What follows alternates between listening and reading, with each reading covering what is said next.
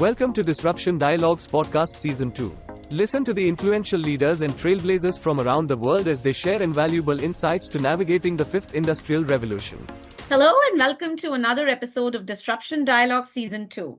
I am Yamini Jain, Vice President Healthcare at MarketsandMarkets, and I will be in conversation with Jeffrey Whitford, Vice President Sustainability and Social Business Innovation at MilliporeSigma. Jeffrey, with 18 years at MilliporeSigma, has mastered communication, marketing, and CSR for transformational results. Specializing in green chemistry, he's driven by innovation leadership. Thank you, Jeffrey, for joining us today. Thank you so much. It's great to be here. Today, we talk about driving sustainability within supply chain. Very, very interesting topic, Jeffrey, that we have our conversation on today. So, my first question on this is, how are you taking or driving sustainability principles throughout your supply chain, the supply chain at Millipore? Yeah, so I think one of the things that we're looking at, Yamini, is how do we take the experiences that we've had to transform how we do business and then say, what are those things that we then need to ask or work with our suppliers to replicate? Because we have found a model that's worked for us, but we also recognize that we're resourced differently than a wide variety of suppliers that we have, right? We have approximately 30,000 suppliers. They provide us with materials anywhere from a couple $100 from a purchase all the way up to millions.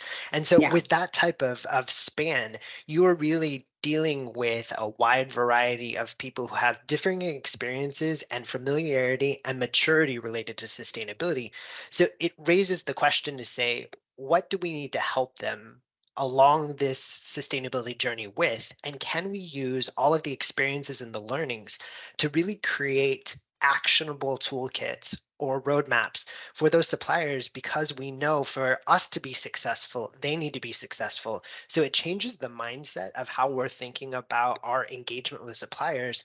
So rather than it being kind of a walking into a meeting being like, this is what you need to do, which I have been on the receiving end several times, not fun and not really what I think yielding to outcomes that benefit everyone. We instead are saying, okay, how do we take this in a partnership mentality and really say, how do we help you through this? Because we know you may not have the level of familiarity with it that we have, but we are here to walk with you, and we're not here to kind of beat you up about not doing these things, because we think that there's more upside for us in partnership than there is through mandates. Great. So, do you think your suppliers are responding to your focus on sustainability? What kind of reactions do you get? What kind of commitments do you get from them? It's really interesting to see the reactions, because you've got some people who will talk about and share their kind of perspectives, and they're sharing it from a place where they are really proud. They're really, they think they're very advanced, and we take a look at it and we're like, ooh, that's not what we were hoping for. But once again, then it illuminates an opportunity to refine and be clear about what we're asking for. I think there's a general willingness to engage in the topic. I think there is concern. I think there is a little trepidation about the expansiveness and the number of broad topics that you can get into. When you start branching into, we want to make sure we don't have a tunnel vision related to carbon, but we also want to be careful that we're not opening up so many fronts that we overwhelm and drown people with biodiversity, circular economy, recycling, end of life, water. You can just go on. And I think this is the challenge. We find willingness and openness to having the conversations, but they're looking for specificity about what we're looking for them to do, which makes sense. And so we're trying to be very clear and targeted, and I would say appropriately subject matter specific to each one of the suppliers. So if we're talking with somebody who's providing us with plastics, then we're not necessarily going to be having a conversation with them about, let's say, animal welfare, right? And the importance of animal welfare. But I think that's part of it, is narrowing the herd so that we don't overwhelm people who are not necessarily experts or have dedicated workforce related to CSR, sustainability, ESG. Right. And how are you keeping them on track? Like putting these commitments into actions. How are you keeping? Because, like you said, you have so many suppliers that you work with on a day-to-day basis. Yeah, so one of the first steps for this is really making sure that we're segmenting. So we've really started with where we can have the most impact. And so then typically our procurement teams are involved and they've got these relationships with them where it's part of the QBR, it's part of the metrics that we're tracking. But I think one of the things that we're recognizing is there's a need for even better kind of systems and data architecture behind this so that there is better accessible data and that we're able to look at seeing the progress and the allocations, the carbon specific footprint for those organizations. So this is where we're starting to think about how do we move to more advanced kind of accounting to be able to see this and understand how do we feed in the information. So we're not living in a world of, no offense to Microsoft, but Excel spreadsheets, Yeah. but we're really into something that is more executable, usable data that helps us be action oriented with what we're finding out. Because one of the things that I think it's just a core thing that I repeat to my team time and time again is I will not be in the business of asking our suppliers for information that we are not going to use. So we better Right. have a very clear plan of what we're going to do with it that we can share with them to help them understand how this could benefit them. What are the other things that come to the table versus it just all being benefit for us? But instead, how do we create that win-win opportunity, but turn it into really actionable data that helps us shift, make changes, and advance? Great. And what type of resources, internally you have put in place for a program like this? So it starts first of understanding what are we trying to accomplish. And so this is a roadmap that we have put out that really gets more specific about the goals that we're working towards, right? We have this big overarching goals of things like climate neutrality by 2040. Well, that Yeah. is a big whopping statement, but what does that actually mean and how are you going to get there? So by then taking that and breaking that down to get more specific, we're increasing that granularity that helps us understand, okay, we need to get X percentage of the suppliers to move to renewable electricity by this point, and then the team has mapped that out. So we have a really great relationship with our procurement team to then Hmm. look at that and say, okay, what's the build on the supplier gains on renewable electricity? Because that's going to take care of, let's call it 25%.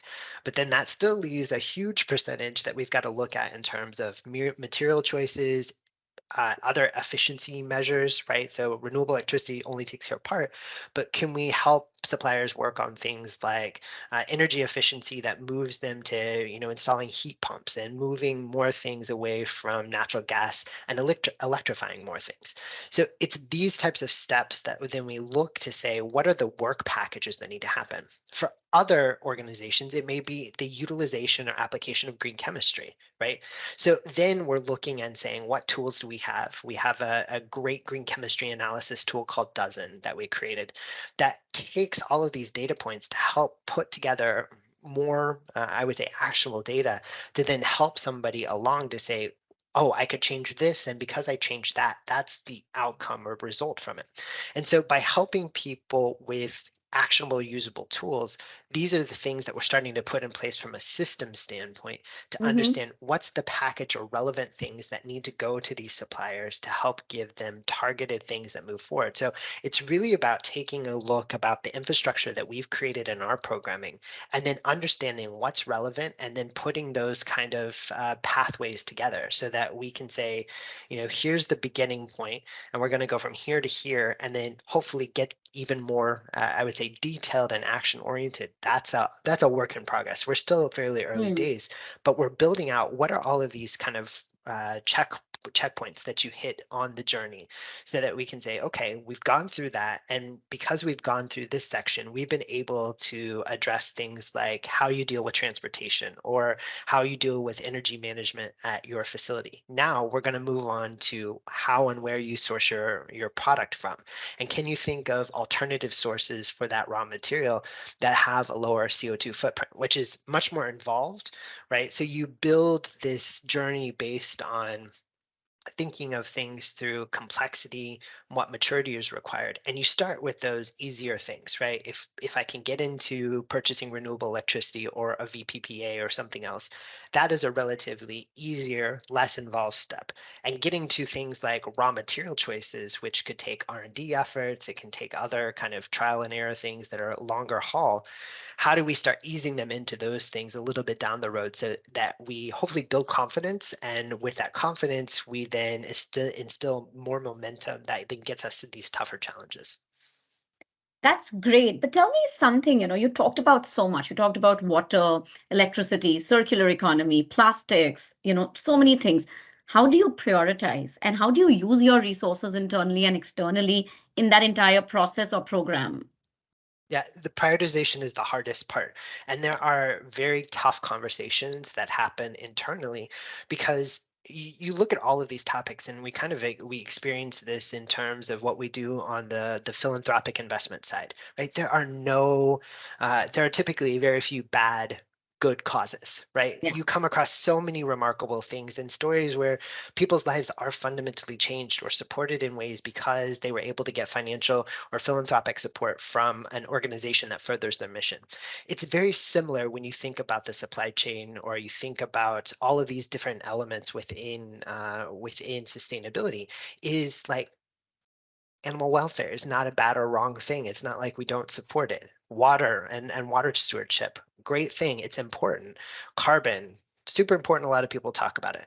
I think what we try to do is we take inputs from a variety of sources. Our customers are big voices of what we listen to, Mm-hmm. as thinking about what's relevant to them. Because if we're successful at meeting our customers' needs, which is representative of such a broad population, because you're talking about pharma companies, biotech companies, academic institutions, you're getting a really good representation of the things that matter to a lot of people around the world, right? So this Yeah. isn't geographically focused. Now, because of that, it gives us a stronger sense that this is a representative, and we're not, let's say, over indexing on one thing. I think the clear thing that we know is that carbon is the here and now that every single person is focusing on and wants to talk about, and trying to figure out how they reduce or eliminate that in particular. So that is definitely an anchor point. That is one of the central things that you can guarantee we're going to be talking about and working to figure out. And then once we go under that, we start to look at the adjacencies and the opportunities that reinforce that work and pull through, and what is material, right? We're all having conversations about materiality, double materiality. I'm just waiting for triple, quadruple materiality, which I'm sure someone will figure out and market as an opportunity. But these become important topics because you look at a business like ours, we sell 300,000 different products of Mm. such a wide swath of products and materials. And you think about a topic like biodiversity, and you Mm. can get into some really interesting discussions about materiality when you are not selling a ton of all of these different materials. Is that technically material to you? Right. And I think this is where these conversations get very interesting, and you really have to test and push your logic and the ways that you are addressing and critically looking at these things to make sure that you are addressing the markets and what the markets are looking for, but you've got clear reasoning why you've deprioritized something, Yeah. or said it can't be right now. And I think there's been some interesting things in the news recently about companies either downshifting or becoming more focused, right? And it's this Mm-hmm. realization we cannot open all of these fronts across the entirety of sustainability. At So the same we time. at the same time, because that's everyone. It's um, everything all at once. That's what people are kind of like, because there's fires everywhere. Right? Yeah. This is Yeah. the reality. But if we are, I would say, focused, specific, and transparent about why we've chosen what we've chosen and why we have deprioritize things, because it goes both ways. You can't just deprioritize it and not talk about why you deprioritized it. We've got to be clear to say, okay, we see that that is a topic that is of importance. We cannot do that right now. So that's going to be a topic we're going to put in the parking lot. And as we get more resources, we will circle back around to figure out how we can address that. But the pipeline of things that we're going across, we're going to focus on this, which then we expect to have complete by this time, which then opens up resources to then add in new topics and move things on. Another thing that's been really important for us to think about is how are we upskilling our organization as a whole so that we increase the number of people who can take on some of these tasks so they don't have to necessarily be sustainability experts, because there are certain components which you can't expect the general employee population to suddenly know all of the ins and outs of some of these things. But we found really good examples on things like transportation and mode shift. So how do we move things from air transport to sea transport, for instance? And there is a fantastic team in our organization that has taken this, that we've helped kind of connect the outside frame. Here's what you need to be thinking about, and here's kind of what you want to do. And we have really consistent check-ins with them, but we've seen them take this and run with it in a remarkable way that freed up and cleared resources for us to go do other things. And I think that's a thing we've got to be thinking about as well as organizations, is how are we preparing to increase our effectiveness by upskilling employee groups to be able to take ownership of these things and drive them forward, while creating those check-in mechanisms to ensure that it stays true and it's rigorous and defensible for the claims and the outcomes we're looking to deliver. In fact, I think you touched upon a point which was going in my mind when you were speaking, was employees.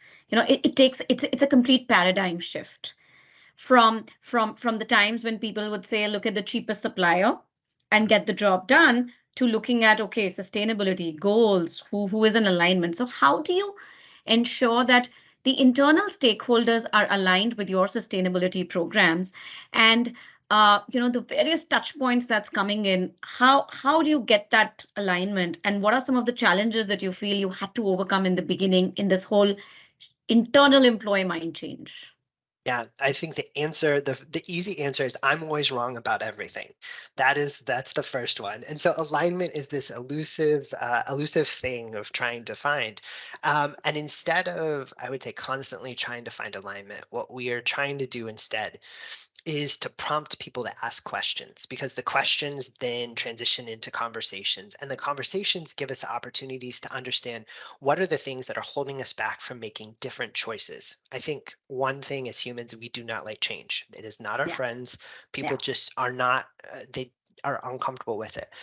And that's what I'm in the business of, right? I am in the business of constantly disrupting and changing things, but it creates it provides a unique opportunity then, though, to have conversations and talk about things like resiliency, right? We as a team for sustainability and social business innovation have the conversation about the number of times we've got to hit the brick wall, slide down it, get back up, dust ourselves off, and repeat. And it's going to happen a lot of times. And sometimes we'll find a way over the wall, around the wall, possibly through the wall, possibly something else gets created that bridges us around it, whatever that is.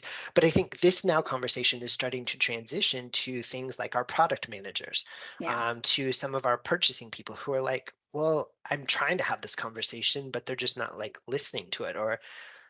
But that becomes an opportunity to have a discussion about the tactics and the way that we're framing it. I had one of these on Friday of last week. It was a young person who has just joined one of our operations organizations, and she was bringing this exact topic up. She was like, I try to do it, but they're just not like receptive to it. And I was like, yeah, welcome to the fold, right? But this is a great thing to talk about strategy, right? To talk about how are you framing it? Is it just because, oh, this is the thing we should do? Because that is never a compelling argument. But are we starting to look at what are the win-win opportunities for everyone involved? And that is, I think, the transformational moment, because not only are you hopefully helping to achieve what we're setting out to do from sustainability, but you are increasing critical thinking skills. You're increasing the ability to negotiate, to navigate, to open up communication channels, to actually understand what is holding somebody back. What are they what are they afraid of? Yeah. Because fear drives so many of our gut reactions. And I think this is a really differentiating component of what we're trying to think about as we work on upskilling is one, there's some base things that we all just have to be, on the same page with. We're going to be clear, we're going to be transparent, we're going to be accountable. That means that we have to be very cautious and aware of the language we use around sustainability, because greenwashing is easy to do even when you don't mean to be doing it. And so we need to have a commitment that we're operating from a set of facts that give us that path forward. And then we work on those more specialized skills of thinking about, well, how do you influence people? Because I spend my time leading through influence. I don't lead through authority. Nobody has given me that mandate, but I do, and I continually work on, because it is a never-ending process of increasing my ability to lead through influence and get people to say, man, that is compelling and that is some amazing stuff, and I want to be a part of that. And Mm-hmm. that comes through extending what are the benefits and how do we look at this in a different light. And I think that's the piece from an employee standpoint that for me is more of the magic sauce in terms of increasing our effectiveness, is getting people who can say, I can look at this at a broader picture, and instead of just saying this is why we should do this, I'm gonna share with you the benefits that I can see if we do this together, and what Right. you can get out of it and what the organization can get out of it. And I think that's the powerful part.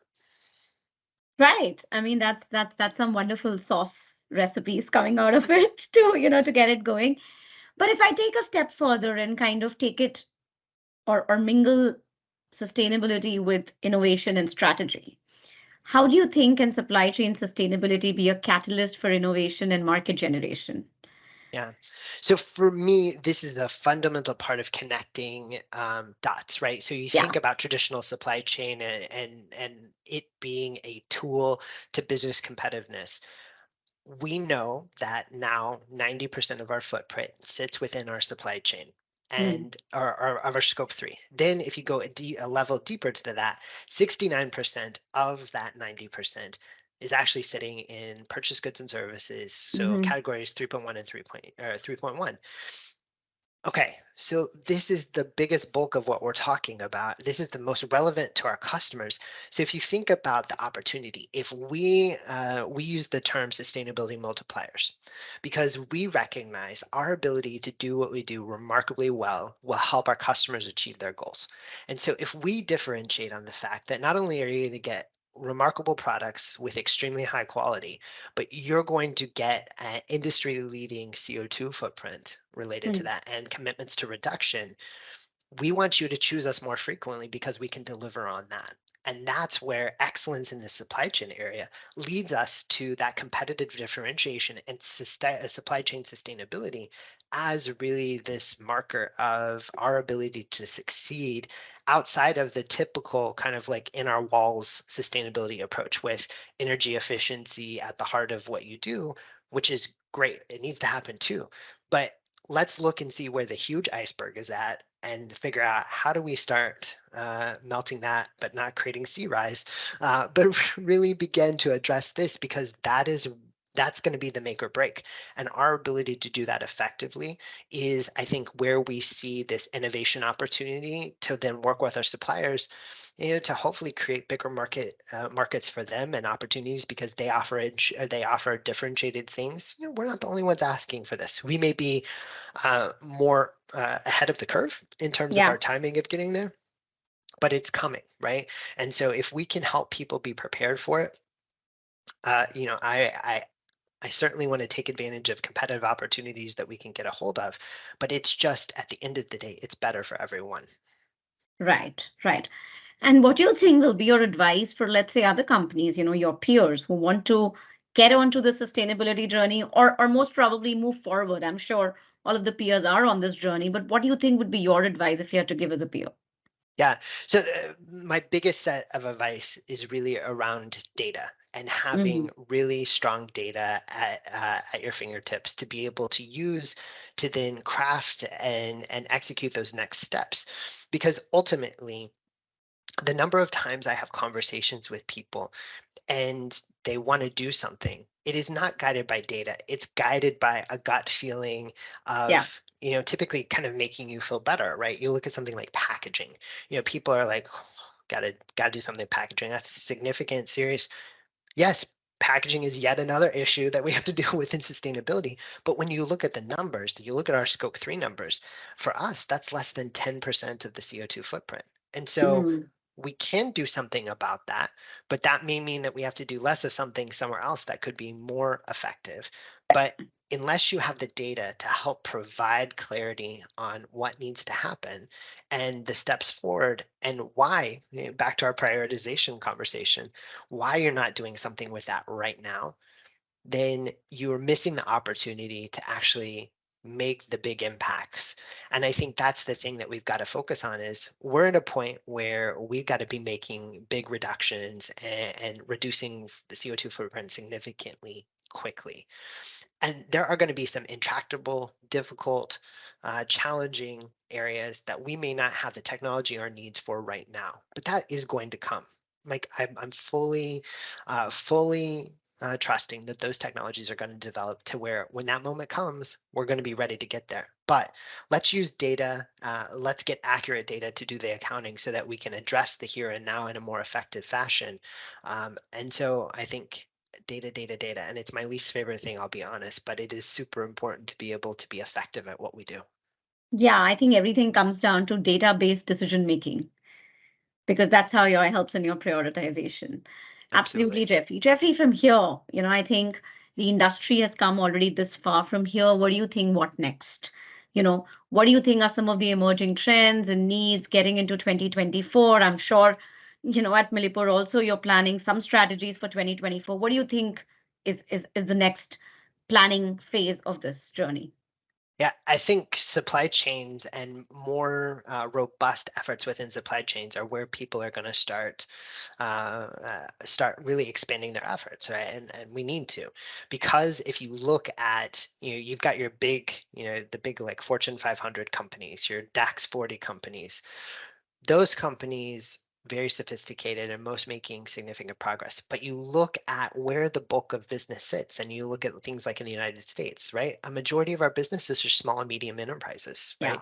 And they do not have the level of maturity or the understanding of this topic. And so getting people ready to go on that component, I think this is what you're going to see a lot of 2024, 2025 and beyond spent is really getting that middle layer of the economy ready to go and understanding where those opportunities are, and increasing their actions, right?